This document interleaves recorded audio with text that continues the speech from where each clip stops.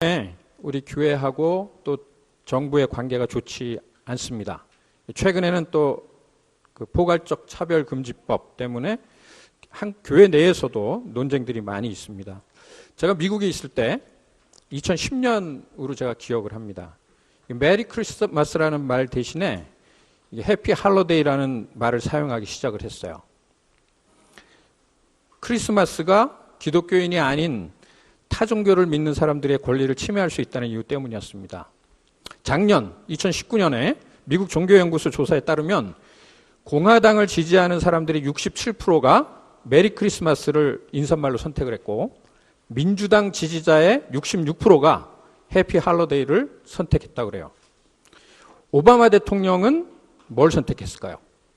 해피 할로데이를 선택했고 트럼프 대통령은 당연히 메리 크리스마스죠. 이 대선 공약에 들어가 있었습니다. 여러분은 어떤 인사를 선택하시겠습니까? 지난주에는 그 미국 캘리포니아 그레이스 커뮤니티 처치의 존 메가더 목사가 코로나로 인해서 교회 폐쇄령을 내린 그 캘리포니아 그 주에 대해서 일종의 반기를 들었습니다. 예배를 계속하기로 결정했다는 그 뉴스가 화제가 됐어요. 이게 3일 전에 방영된 그 팍스뉴스 사진입니다. 이 메가더 목사는 미국 정부가 예배를 방해할 수 없다. 우리 교회는 종교의 자유를 보장하는 헌법의 권리 위에 서 있다. 이렇게 방송에 출연해서 말을 했어요. 근데 바로 엊그제 저 방송에 나가고 그 다음에 캘리포니아 주 정부는 예배를 드리면 처벌하겠다. 이렇게 엄포를 놓았습니다. 여러분, 우리가 사는 세상에서 이 그리스도인으로서 동시에 또 대한민국 시민으로 또 한 국가의 시민으로 살아간다는 것은 쉽지 않은 일이에요. 그러니까 시민 정부와의 사이에서 우리는 그리스도인 개인으로서 또 교회로서 어떻게 살아가야 될까요?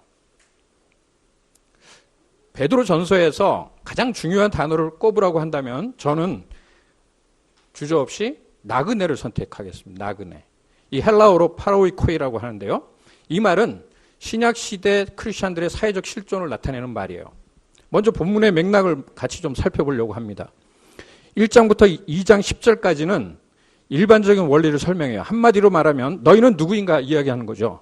우리가 잘 알고 있는 여러분 2장 9절 우리가 보진 않겠지만 너희는 택하심을 받은 족속이요 왕같은 제사장이요 거룩한 민족이요 하나님의 소유가 된 백성. 이 네 가지 정체성을 이야기하는데 이것은 하나님의 성품, 하나님의 속성에 따른 정체성이에요. 오늘 우리가 읽은 2장 11절부터는 이제 적용으로 넘어갑니다. 3장 7절까지 한 묶음이에요. 그래서 신학학자들은 이것을 가정규례라고 합니다.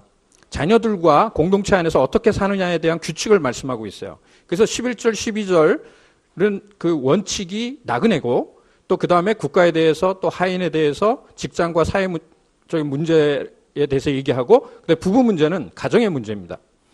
그래서 우리가 나그네적인 삶을 어떻게 살아가야 하는지 구체적인 답을 말씀해 주고 있습니다.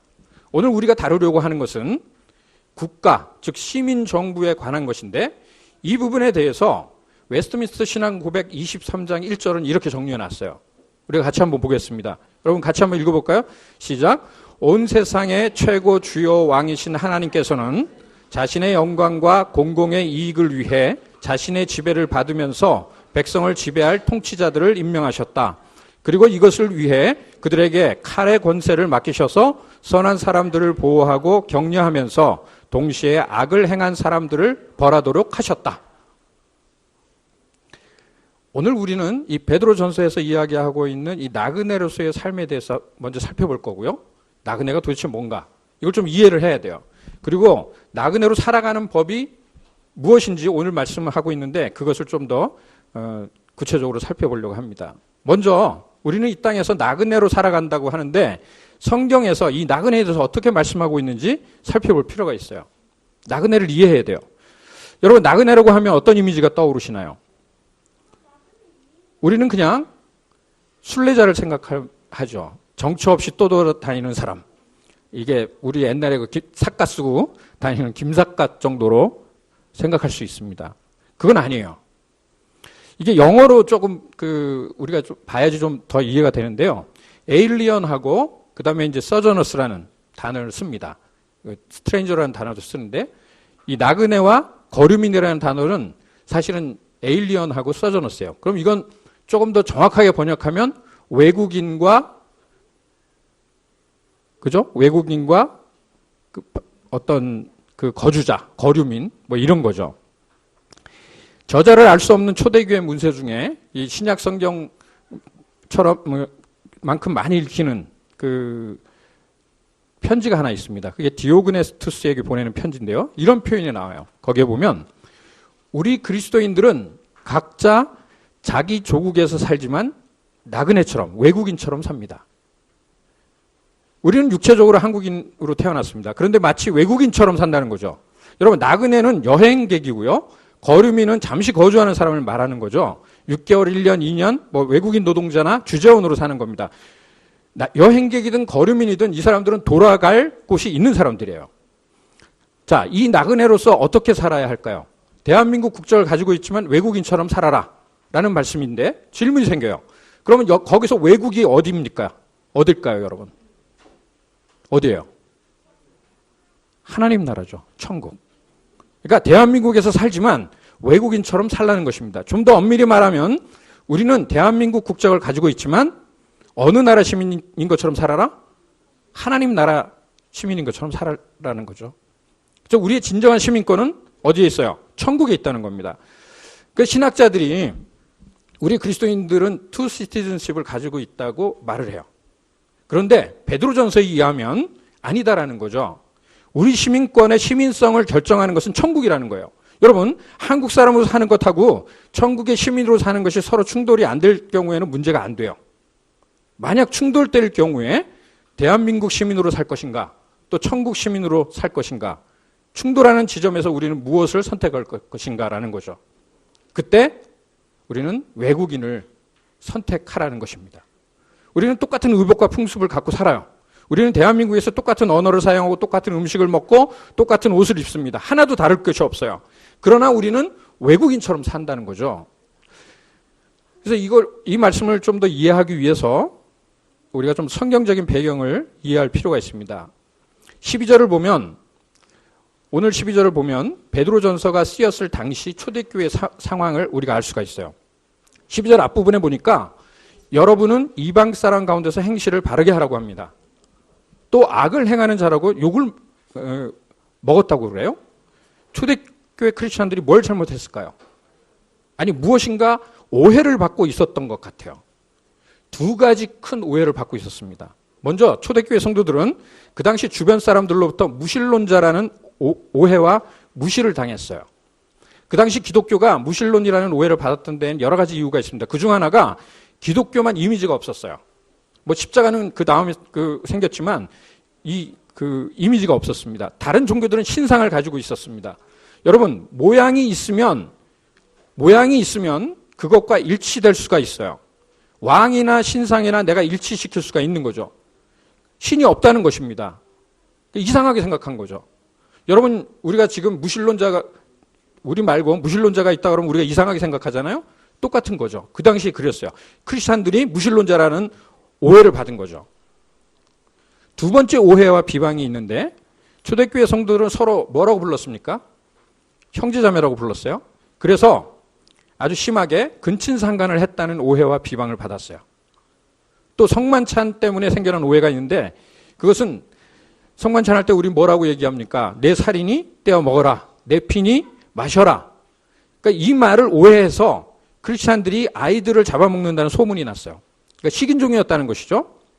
그래서 악을 행하는 자라는 욕을 먹었다는 겁니다. 그래서 두 가지 큰 오해와 비방이 있었는데 첫 번째는 신이 없다. 또 그 사람들은 선이 없다. 착하지 않다. 이런 오해를 받았다는 거죠. 그래서 이 오해를 풀어야 했습니다. 그래서 그러기 위해서 행실을 바르게 해야 했다는 것이죠. 이것이 베드로 전서에 나와 있는 그 당시에 우리 크리스찬들이 겪었던 시대적인 그 상황이에요. 또 하나 중요한 우리가 외국인으로서 또 나그네 신학의 성경적인 배경이 이 본문의 배경에 깔려 있다는 것을 알아야 됩니다. 세 가지 정도를 좀 살펴보려고 그래요. 이것은 아주 중요한 거예요. 이 땅에서 외국인으로서의 삶에 대해서 이야기하고 있는 그 성경이 여러 군데 있는데 예레미야의 말씀을 먼저 우리가 살펴보겠습니다. 예레미야 29장에서 예레미야는 이 바벨론의 포로로 잡혀가 있는 사람들에게 편지를 써요. 포로로 잡혀가 있는 사람들은 나그네죠. 그 바벨론에서는 외국인이에요. 그 내용은 크게 세 가지입니다. 첫 번째는 포로로 잡혀간 바벨론 제국에서 집을 짓고 또 농사를 짓고 비즈니스를 하고 가정을 이루라는 겁니다. 29장 6절에 보니까 이런 말씀이 있어요. 아들, 딸을 낳도록 하여라. 너희가 그곳에서 번성하여 줄어들지 않게 하여라. 이렇게 얘기합니다. 두 번째는 도시의 평안을 추구하는 것입니다. 도시가 평안하기 위해서 훌륭한 시민이 되어서 법을 지켜야 한다라는 거죠. 바벨론의 평안을 추구하는 것.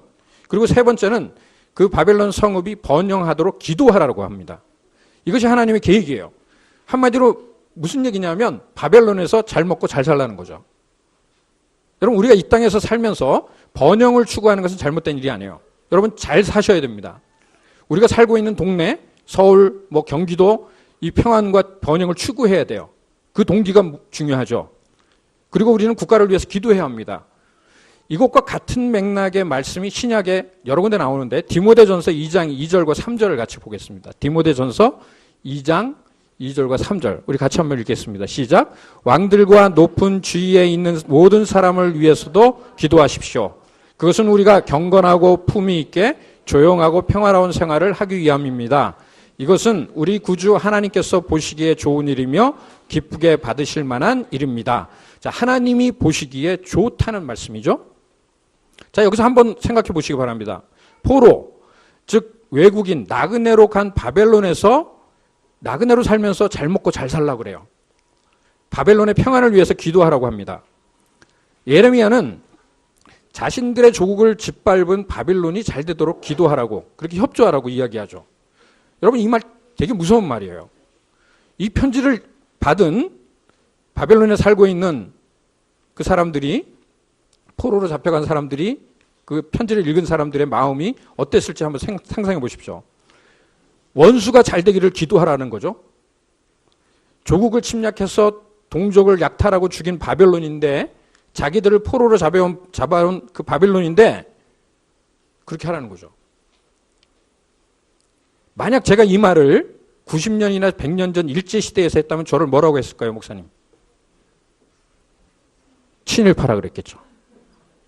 일본이 평안하기를 기도하라. 그런 거 아니에요.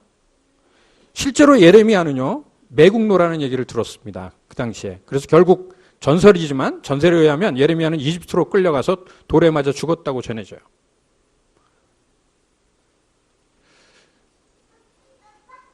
그 다음 중요한 인물이 다니엘이에요.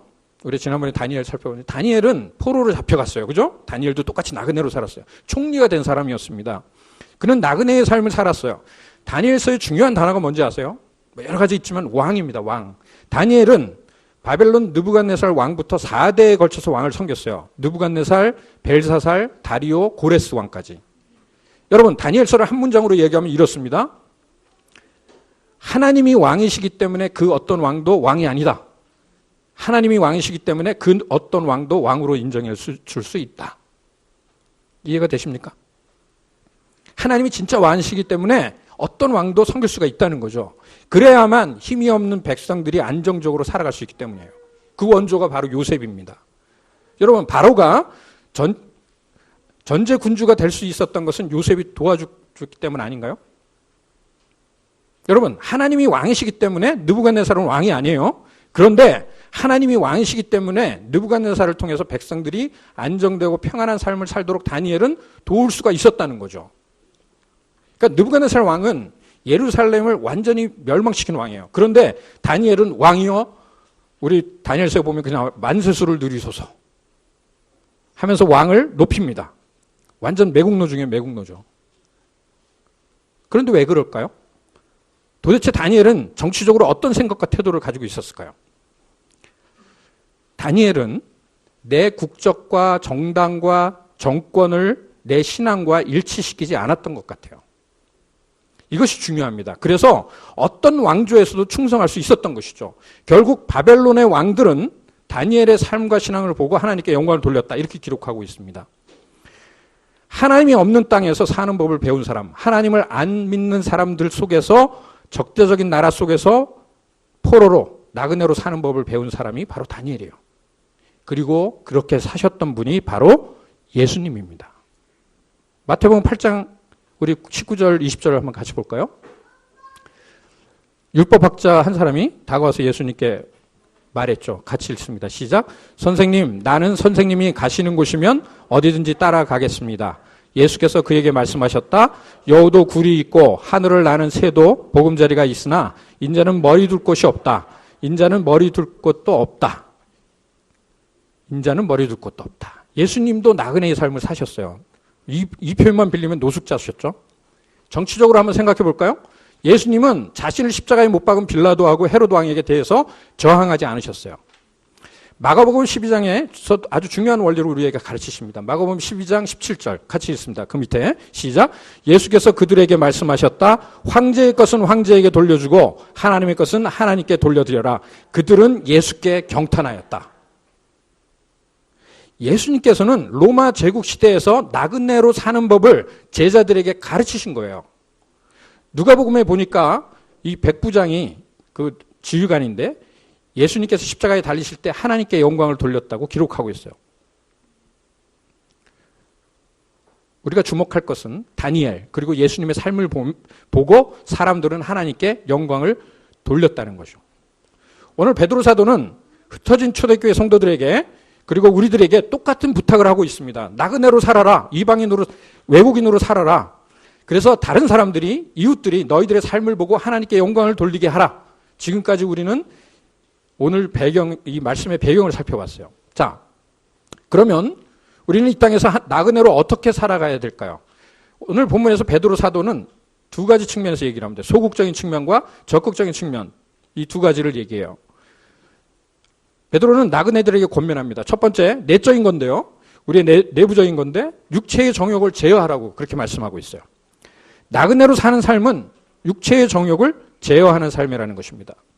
우리가 아는 것처럼 여기서 육체는 단순한 몸이 아니라 인간의 죄악된 본성을 의미하죠.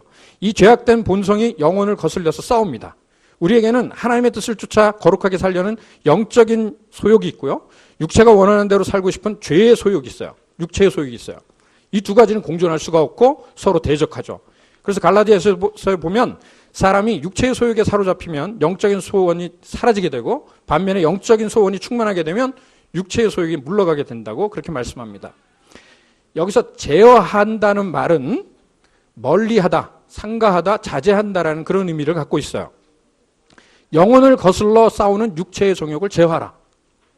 이 말이 참 어려워요. 최근에 8, 90년대 우리 한국의 시민사회 발전을 위해서 애썼던 분들이 무너지고 있습니다. 그들이 외적으로 볼 때 아무리 선한 일을 행해도 내면이 붕괴되면 일생 전체가 무너진다는 거죠. 제가 젊었을 때 20대에 개인 구원하고 사회 참여에 대한 논쟁을 많이 했어요. 사회 참여해야 된다. 또 개인 구원이 먼저다.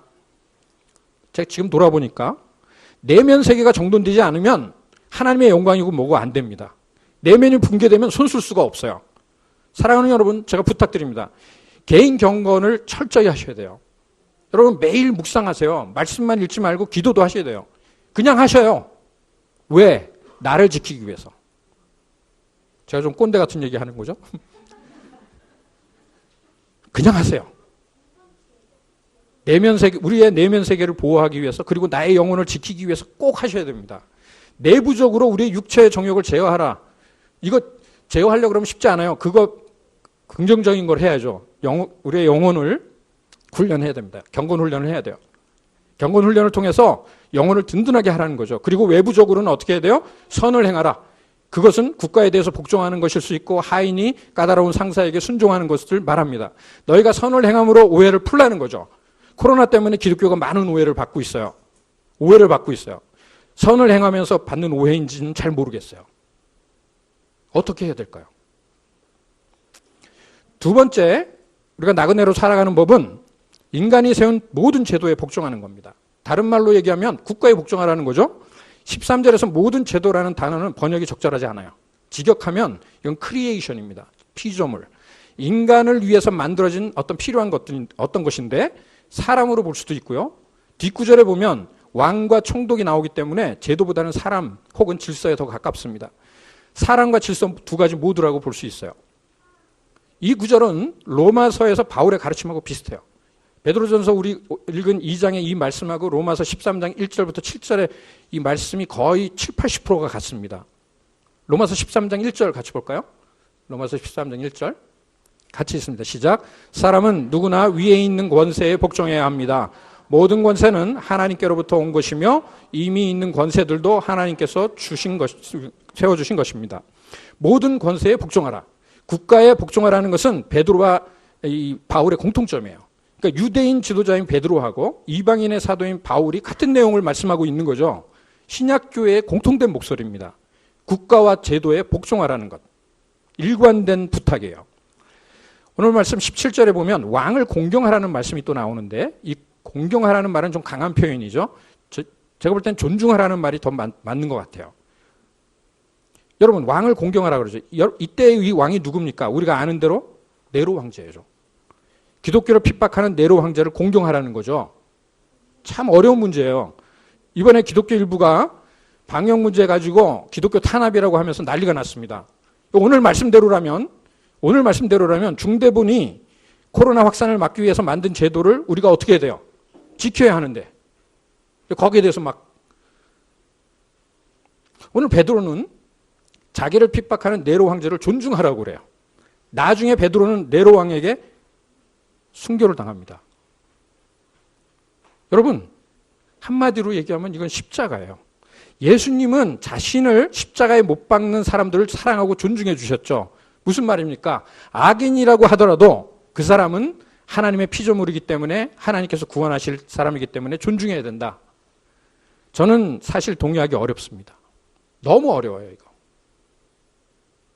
80년대에 비하면, 제가 학교 다닐 때에 비하면 지금은 아주 평화로운 시대입니다. 80년대 50, 60 시대에 지도자를 공경하라. 존중하라. 어렵습니다. 머리로는 말씀이니까 이해하지만 마음으로는 무척 어려워요. 베드로는 어느 정부이든 간에 존중해 주라는 거죠.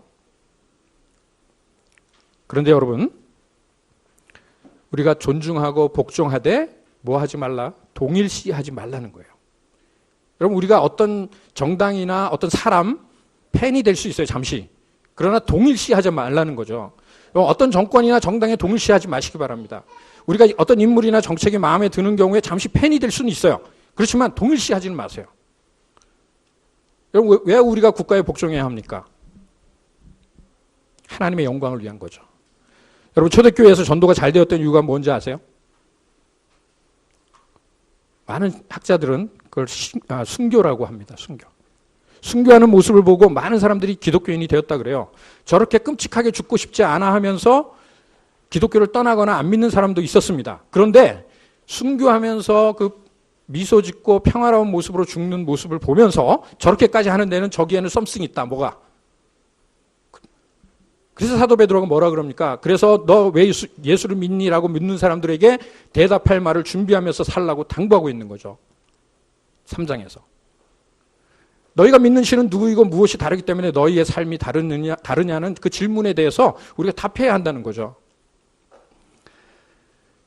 세 번째로 계속해서 나그네로서의 적극적인 삶, 그것은 영적인 자유인의 종된 삶입니다. 이거 상당히 좀 모순되는 건데요. 영적 자유인의 종된 삶. 이 말은 우리의 존재를 왕 같은 제사장이라고 한 것과 반대되는 것처럼 보여요. 베드로는 왕이셨지만 이 땅에 사람의 몸을 입고서 모든 이의 종으로 오신 예수님을 염두에 두고 있는 것이죠. 예수 그리스도가 이 땅에 오신 목적에 대한 말씀은 분명해요. 마가복음 10장 45절입니다. 같이 읽습니다. 마가복음 10장 45절 시작. 인자는 섬김을 받으러 온 것이 아니라 섬기러 왔으며 많은 사람을 구원하기 위하여 치를 몸값으로 자기 목숨을 내주러 왔다.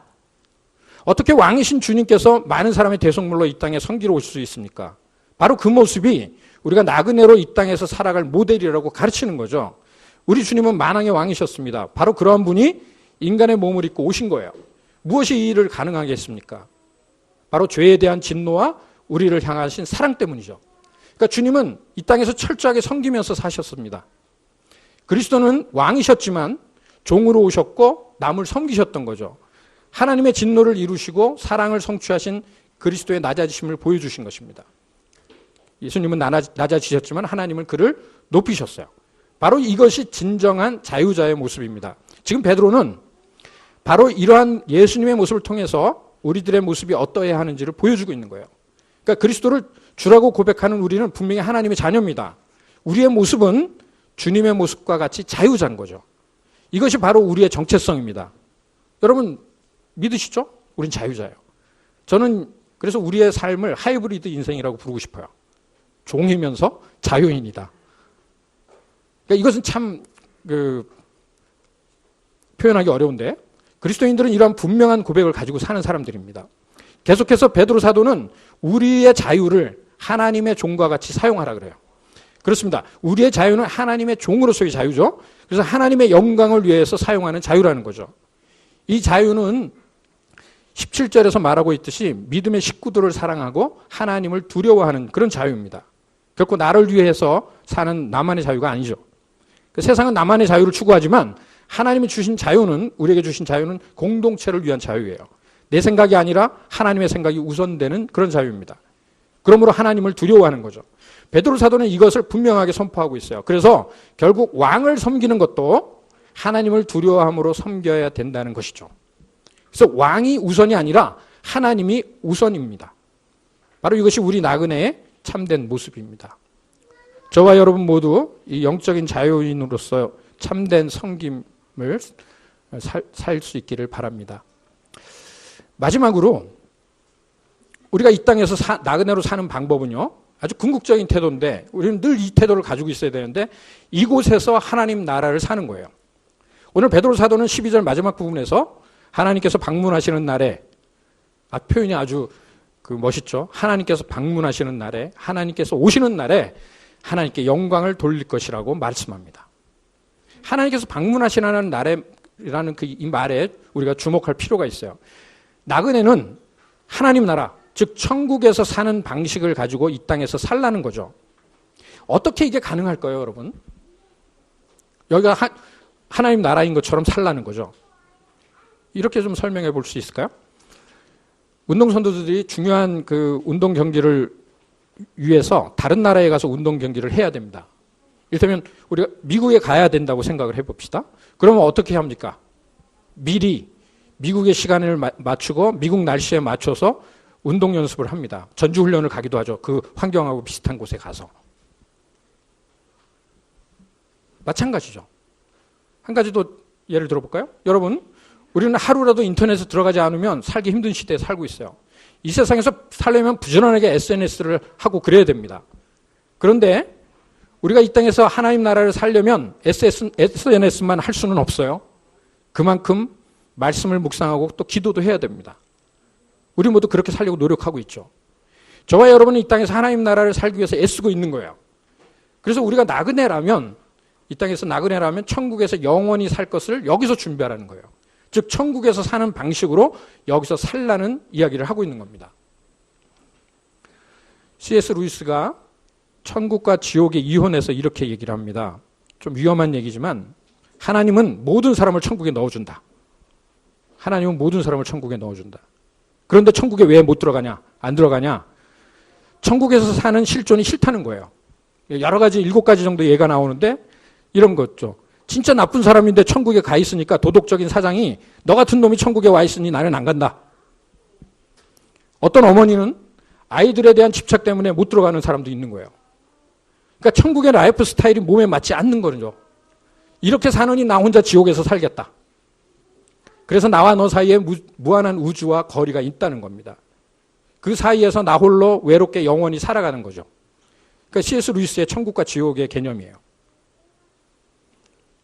여러분, 나그네라는 말은 너희가 원래 살아야 할 하나님 나라의 삶을 여기서 살라는 겁니다. 그것을 연습하는 거죠. 이 땅에서 하나님 나라를 사는 저와 여러분이 되시기를 바랍니다. 결론으로 마지막에 정리할 텐데요. 처음에 이 말씀 처음으로 돌아가 보죠. 여러분, 우리 오늘 본문 말씀 한번 처음을 좀 보여주시겠어요? 11절. 11절에 뭐라고 얘기하냐면 베드로 사도가요. 베드로서에서는 이 표현이 잘 안 나와요. 뭐라 그럽니까, 여러분? 사랑하는 여러분이라고 말을 해요. Dear friends, dearly beloved. 사랑하는 여러분. 편지를 쭉 써내려가다가 11절에 갑자기 사랑하는 여러분이라는 표현을 하죠. 여기 복선이 있어요, 여러분. 베드로가 이 말을 할 때 베드로의 마음속에 일종의 서글픔, 억울함, 그리고 애잔함이 있었던 것 같아요. 여러분 억울하잖아요. 우리는 인간이잖아요. 나를 욕하고 비방하고 오해하고 감옥에 가두는 그 정권에 대한 분노. 베드로에게 왜 없었겠습니까? 막 이 코로나 때문에 예배 이렇게 하라고 하는 것도 강 목사님이나 저나 아주 답답해 죽겠는데. 그럼에도 불구하고 베드로는 이 말을 할 때 미안한 마음이 있었던 것 같아요. 정말 내가 사랑하는 고난받는 성도 여러분, 주님의 은혜 교회 여러분, 마음은 원치 않지만 이 말을 하고 싶지 않지만 여러분을 거스리는 말이지만 여러분에게 말합니다. 나그네로 살고 우리를 핍박하는 저들을 축복하고 존중하십시다. 베드로는 참 어려운 말을 지금 하고 있는 것 같아요. 저는 이걸 결론으로 말씀드리고 싶어요. 사랑하는 여러분. 여러분 우리는 하나님 나라 백성으로 이 땅에서 사는 사람들입니다. 여기가 하나님 나라인 것처럼 살아가야 돼요. 그리스도인은 하늘나라 시민으로 이 땅에서는 지나가는 나그네의 시선과 태도로 살아갑니다. 왜요? 하나님만이 진정한 왕이시기 때문에. 그 어떤 왕도 왕이 아니에요. 그러나 하나님만이 진정한 왕이시기에 이 세상에 그 어떤 왕도 왕으로 우리가 섬길 수가 있는 거예요. 설사 그가 네로와 같은 폭군이고 기독교를 탄압하는 왕이라 할지라도 말입니다. 여러분 부탁드립니다. 소극적으로는 육체의 정욕을 제어하시기를 바라요. 내면의 경건에 힘쓰시기 바랍니다. 적극적으로는 제도에 복종하고 지도자들을 존중하시기 바랍니다. 어떤 국가나 정권에 대해서 너무 일치하지 마세요. 동일시하지 마세요. 하나님 나라의 백성으로서 여기가 하나님 나라인 것처럼 이 땅에서 살아가는 삶을 우리가 사십시다. 그래서 하나님이 방문하시는 날에 잘했다고 칭찬받는 저와 여러분이 되시기를 바랍니다. 같이 기도하겠습니다.